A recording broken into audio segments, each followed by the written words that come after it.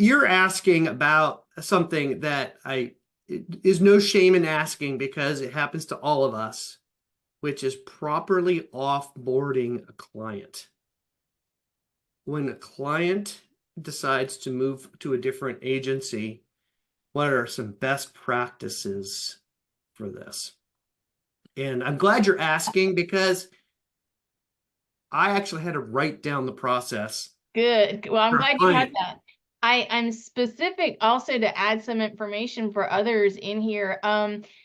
For example, like for what I know by working with Google Business Profiles, there's a right way to do it, and there's a way that people look in there and they think is the right way, and they actually are deleting the profile.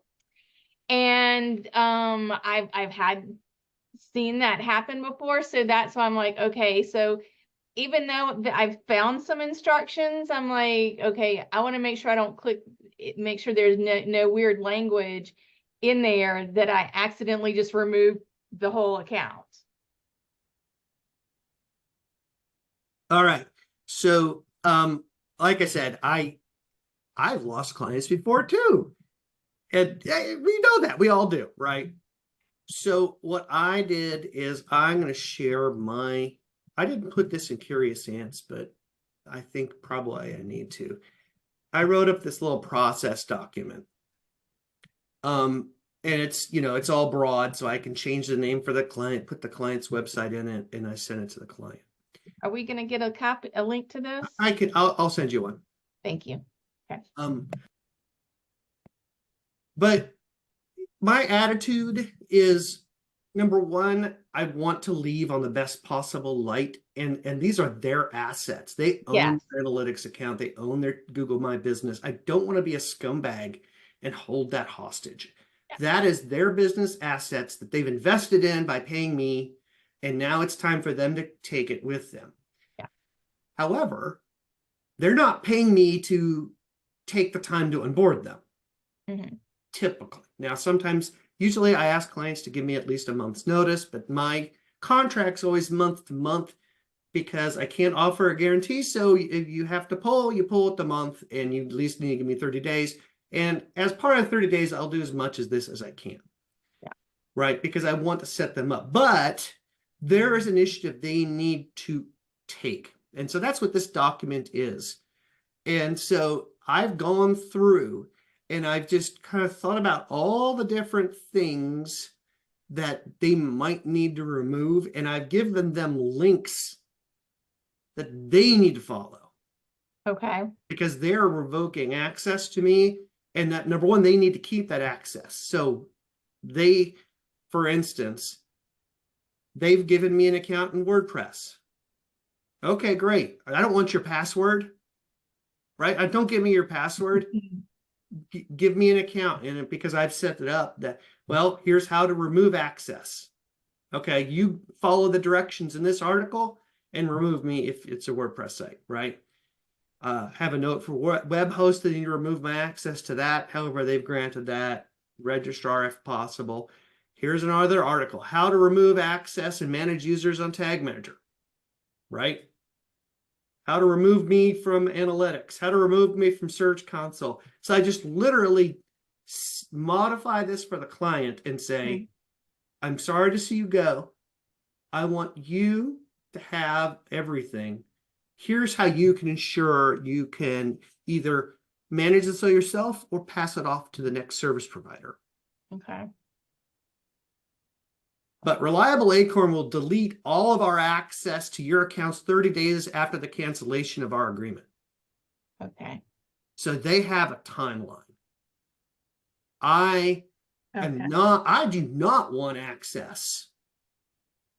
Because if the account has gone sour and they're mad at me and something weird happens, I don't want them to say, David sabotaged us. Right? Because frankly, if I have access to your Search Console, I could hurt your site if I hit the wrong setting. And I don't want them to even think that's even possible. So they need to revoke me. And I just want them to be super clear. no warranties. You need to have this done 30 days because if you don't have it done, you've lost. I'm going to kill access, and that might mean loss of your thing. So I just went through all the things I could think of that they might, they might have given me a client email address. Sometimes I request that. If I have CallRail or Yext or something like that, these are transferring services. You want to, if you want to do CallRail, I can transfer your CallRail numbers to you and it can be uninterrupted, but you gotta tell me. And so I've kind of written this. I'll share this with you. Okay. So you can use this as a starting point to start to revoke your access, or at least get the client to revoke. Because I want the client to revoke my access because that means they have to secure access first. Yeah. You have the luxury of having 30 days notice, so I will be paid during this time. So I will help them make sure they maintain access. But 30 days after the termination, so if they give me 30 days, that's the end of the agreement. 30 days from that, I'm going to start revoking my access. Okay. So you better have it by then. Yeah. So if they don't do it, then in 30 days, you remove yourself.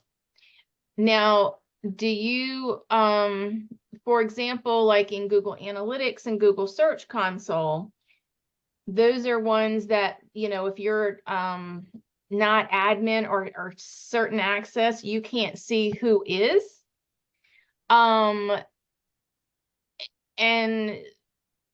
I guess, is there a way to do it I don't know. That's the downside of this. There are certain things I can't really remove myself from.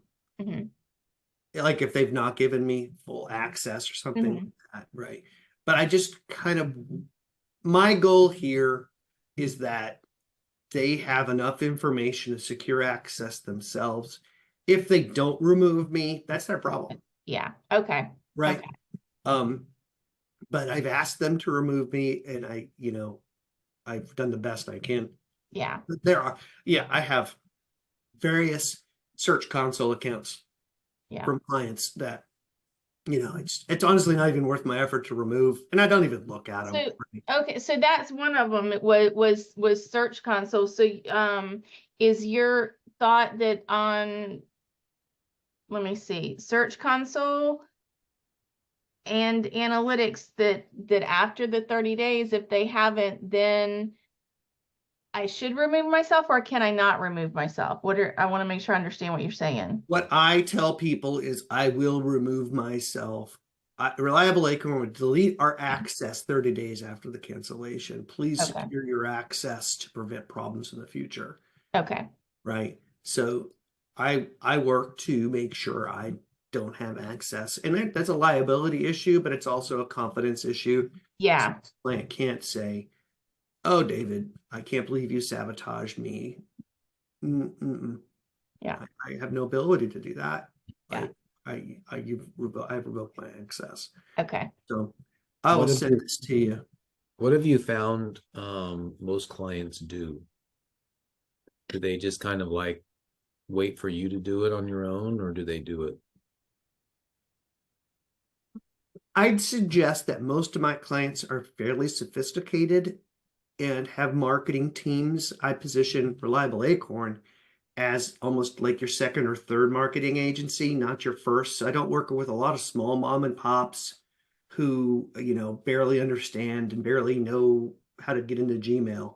I usually work with teams who have, advanced processes. So when I give that to them, they understand the value and they'd usually work to regain their access. If I were working with small mom and pops, I would be very surprised if they did anything. Yeah, that's what I find. That there's a lot of it that I either have to do for them, or like I have to add them as an admin because they've removed themselves at some point or something stupid. And then remove myself, or basically say, "Too bad, so sad," like I told you. Yeah. Yeah. That's why I give the warning here. Too bad.